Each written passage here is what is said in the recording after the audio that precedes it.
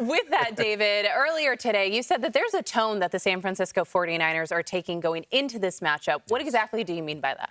Well, I mean, they've set the tone throughout their season with the play, right? So when everyone is healthy, when Debo's on the field, Trent Williams is out there, they're the best team in football, right? So I think that when you watch Philly, it was interesting watching Jalen even run for that touchdown against Buffalo the other night, kind of put his hands out. And you could tell he still didn't believe that they were the team. San Francisco believes they are the best team in the league. And that's their mission, is to go into Philly and show what should have happened last year in the playoffs. I firmly believe, like, comments like that we heard with Debo, that starts from the top. There was a feeling in that locker room that we were going to go in and beat Philly last year. We didn't get it done. Brock was on the sideline. We didn't have a quarterback. Christian McCaffrey was playing quarterback for us by the end of this game.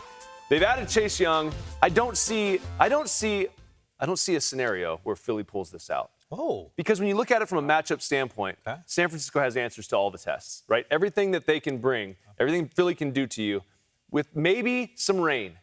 That's the thing, right, with Brock. Like, we've seen there's some scattered showers maybe dropping on Sunday. That could be an element thing where it kind of changes the dynamic of this football game. But other than that, San Francisco is loaded, and they're ready for this football game. Well, to David's point a little bit later here on Total Access, we will go through the tail of the tape, both offensively and defensively for both of these squads. But yet, Emrob, I look at Jalen Hurts, I look at the records, and look, a year ago, you could have made the case that this guy, could have been the MVP in the league. Talking about Jalen Hurts? Yeah, Jalen Hurts. Yeah, he could have been there. Dallas, Absolutely. Kansas City, Buffalo. No matter the circumstances, the dude is like flatline on the football field. You've talked about this on TA.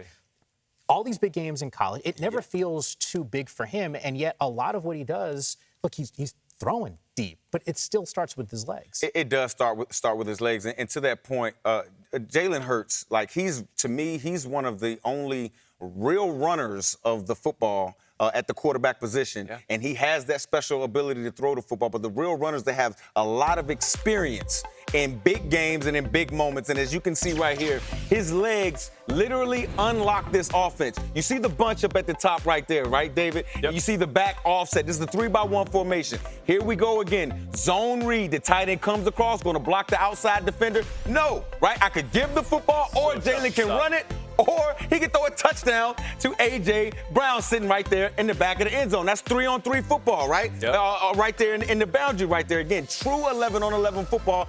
That way the defense does not have leverage. Again, another 3-by-1 formation. There's the run fake.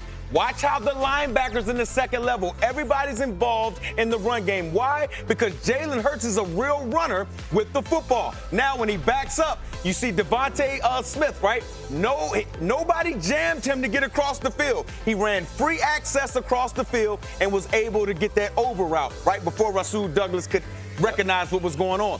3-by-1. You noticing a pattern here, guys? 3-by-1. All right, there's the run fake. Again, the second level moves up. They get lost. Here comes Devontae Smith again coming across the field. Guys, this is literally the same play, but the Bills think they see it, right? No, Devontae's like, nah, I'm a first-round pick at wide receiver. I'm going to go snatch that ball out of the air, right? So it's the sameness and likeness of plays. There goes that three-man bunch again. It's just a little bit more spread out. Now you have your back flare, which gets all of the linebackers out of the picture, which allows Jalen Hurts, as you can see right here, with a pull from Kelsey. That's their weak side gap scheme run when they're in empty. You see Jalen Hurts walk into the end zone. Now, I think he does this thing like that, come on, we win the game and all of that. And I know, David, you're like, oh, man, he's wondering what's going on right there. But when you have the ability to run the football and force 11-on-11 football, it truly puts you at ease. You're never really excited about things because at the end of the day, like Joe Paterno used to tell me, Mike Rob, I throw it. You got the ultimate check down. Run it. What you going to throw it 4 yards for? So Jalen Hurts and the Philadelphia Eagles, they have that ability. And to me, it's going to be hard for them to stop.